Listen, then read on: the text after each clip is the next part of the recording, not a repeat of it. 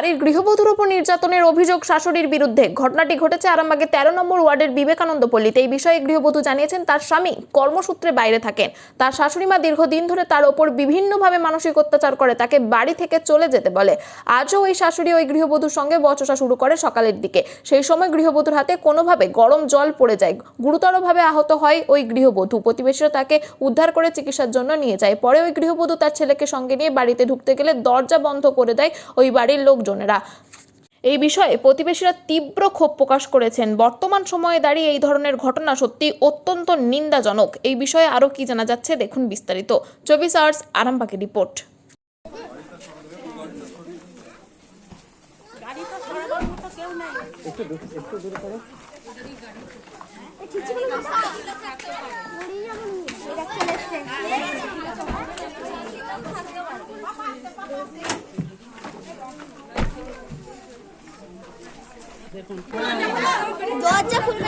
খুলুন না, একটু দরজাটা খুলুন না। দরজা না খুলে সব ভেঙে দেবো তার মতো। দরজা খুলো, বলছি দরজাটা একটু খুলুন না। দরজা খুলো, দরজা খুলো। এই ছোটখাটো বন্ধ করে দিয়েছে, বন্ধ করে দিয়ে। কি ঘটেছিল? কি হয়েছিল দিদি? অত্যাচার দেখুন, হাতে রান্না করতে দেয়নি, খেতে পর্যন্ত দেয়নি, খাবার ফেলে দিয়েছে। কে করছিল এটা? আমার শাশুড়ি মা 14 বার দিনের পর দিন অত্যাচার, দিনের পর দিন।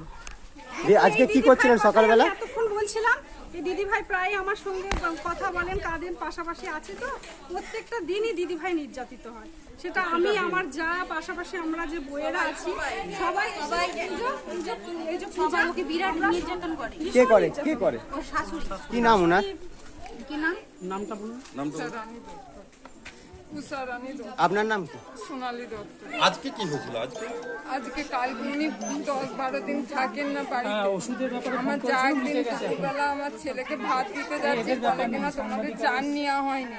আমি দুপুরবেলা যথারীতি বলে আমার স্বামী হচ্ছে তোমাদেরকে খাওয়াতে পারবে না। আমি তখন হচ্ছে আমার ছেলেতে আমাকে খুব সিদ্ধ করে খেয়েছিলাম। তারপর দিনে আমার শাশুড়ি সেই দিনই বাইরে বেড়াতে গিয়েছিলেন। কালকে রাত্রেবেলা বাড়ি ফিরেছেন, আমি আলাদাই কদিন খাচ্ছিলাম। আজকে সকালবেলা উঠেই আমাকে বলছে যে গ্যাস মোটেই জ্বালবে না। আমি ওর বাবার গ্যাসটাতেই আমি ব্যবহার করছি, ওর বাবাই সব কিছু দিচ্ছে। সে বাইরে থাকে, সে বাড়িতে থাকে না। কোথায় থাকে? ও একটা মিলে কাজ করে। ওটাও বলো যে ব্যবসা থেকে তাকে সরিয়ে দিয়েছে। দিয়ে তারপর দাঁড়ান, তারপর আমি আর আমার ছেলে খাই। এবারে আমি আলু সিদ্ধ করছি, আমাকে হচ্ছে আলুটা সিদ্ধ করছি, আমাকে করতে দেয়নি। কতবার গ্যাসটাকে বন্ধ করে দিচ্ছে, শুধুই বন্ধ করে। কে বন্ধ করছে? শাশুড়ি মা। দিয়ে তারপরে আমি বলছি আমার ছেলে পড়তে যাবে, আমি ওকে একটু আলু সিদ্ধ করি। সে 14 বার বন্ধ করছে যে দোকান থেকে একটা চপ কিনে আনবে। আমি বলছি আমার পয়সা নেই, আমার আমার ছেলে আর আমি আলু সিদ্ধ করে মুড়ি খাবো। সে কিছুতেই করতে দিচ্ছিল নি। এবার কুকারটা নিয়ে টানাটানি করতে হয়তো কোনো কারণে আমার ছ্যাঁকাটা হাতে লেগে যায়। আমি তারপর আর কিছু বলি, আমিও একটা অসুস্থ, মেন্টালি টর্চার করে করে আমারও মাথা সব মানটাই। দিনের পর দিন খেতে পর্যন্ত দেয়নি, এত টর্চার করে। দিনের পর দিন আমরা এই অত্যাচারটা আপনার বাপের বাড়িতে কারা রয়েছে? আমার বাপের বাড়ি পুরো বাবা আছে, 4 দাদা আছে, কেউ কিছু জানে না। আমি তাদেরকে কিছু জানি না। বাড়ি কোথায়? বাপের বাড়ি? আমার বাপের বাড়ি গৌরহাটিতে। এখানে কতদিন থাকেন? এখানে এসেছি অন্তত 13-14 বছর। 14 বছর এরকম করে না প্রথম? না, তখন ভালোবাসতো।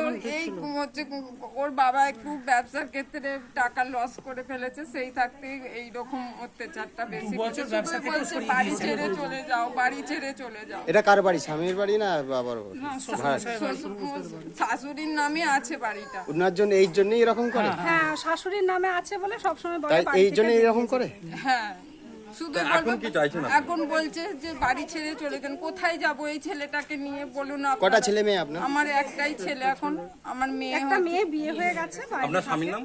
প্রশান্ত দত্ত। উনি আসেন? দীর্ঘদিন তো থাকো?